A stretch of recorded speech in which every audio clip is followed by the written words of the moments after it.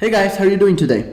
Today we're going to do a hypothesis testing drill that derives from a case that's regarding Inditex and Zara Home. So should Inditex start Zara Home? For those of you who don't know, Inditex is the parent company of Zara, and they also own several other brands like Pull & Bear, Stradivarius. And well, I love real cases because they always allow us to do our research afterwards and understand what really happened, what was the reasoning behind the decision, and even get some data to support. So I hope you get the most out of this one. So the case question is set in the year of 2000 because Inditex started Zara Home in 2003. So Inditex is a large apparel manufacturer and retailer with 7 different brands under its umbrella and around 2,000 stores in around 50 different countries all over the globe. They've been considering launching Zara Home, a home furniture brand following the same fast fashion concepts as its other brands, quickly capturing fashion trends and creating low-priced, fancy-looking products from them. What factors would you analyze when helping them in that decision? So, should Inditex start Zara Home? Now, come up with your answer for this framework question. I'm not going to show you mine because this is not the point here. The point is doing a hypothesis testing drill, but it's always good to do your own structure before and feel what you would feel if the interviewer were to ask you this question afterwards. It's also, the follow-up question is also always related to the question before, so it's going to help you to have thought about the problem previously. And also, practice is never too much. So draw your answer for this one, and only then look at mine.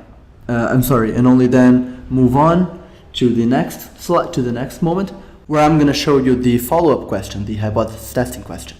Ready? Let's go. So you mentioned it was important to see if there's actually a gap in the market that could be filled with fast fashion furniture. How would you find out if that's actually the case?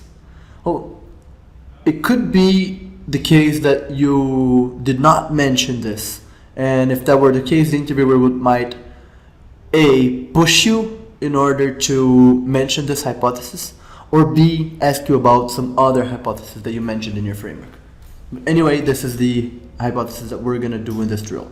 So first, I want to actually define the hypothesis here with a quick framework of cause, effect, and consequence. A good hypothesis is always going to have cause, effect, and consequence.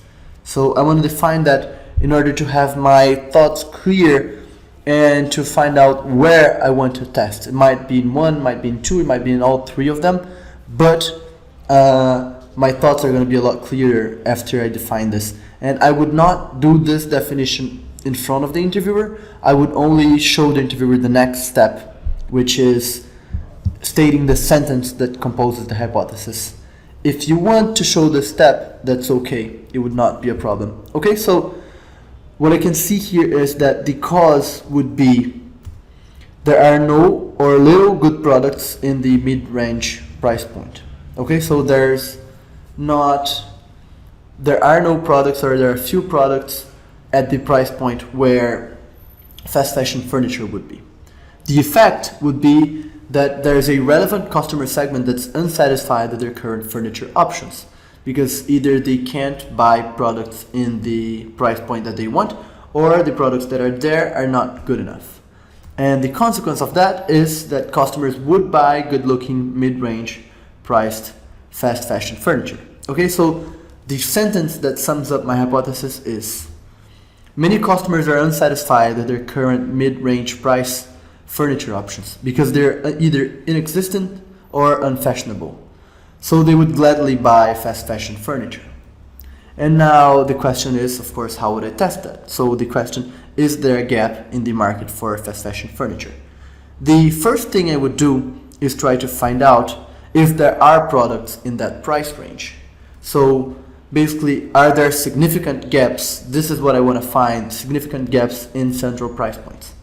The way I would do this is probably going into either websites of e-commerce to find those products in all price ranges, or else I could go to target locations where I would put my stores and go into stores that are there. And I would draw charts like this. So these are the number of storage key units that are 3-seat sofas for my target public. And these on the y-axis are the price ranges.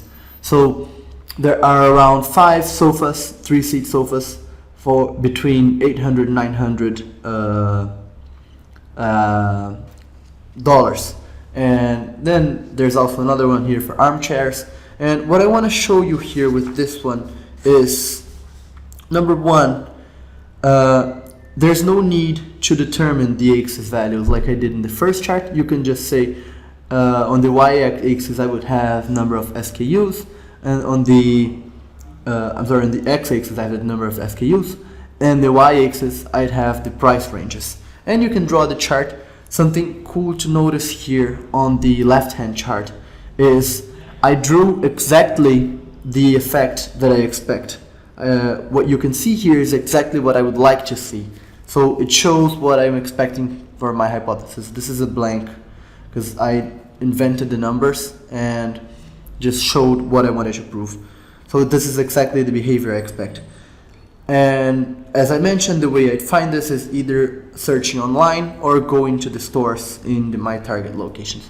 And then next, for the products that in fact are in the price range, I would try to find out if they are satisfactory or attractive, if they are fashionable. So first, I look for visual similarity between central price point items and trendy expensive ones. And the way I would do that is basically going in the websites or in the stores and getting pictures of it. I could either take the pictures or get pictures from the website and just paste them in my website and on my slide and compare the pictures. Okay, that's the data I need. Or else I could ask customers whether they're satisfied or not. And I might need to run some research with that. If they are the same customers that go to my current stores, it would be easier to set up the research. I could ask customers that are in my stores. Okay? So this was my answer for this case. I hope it helped you, and I see you in the next one.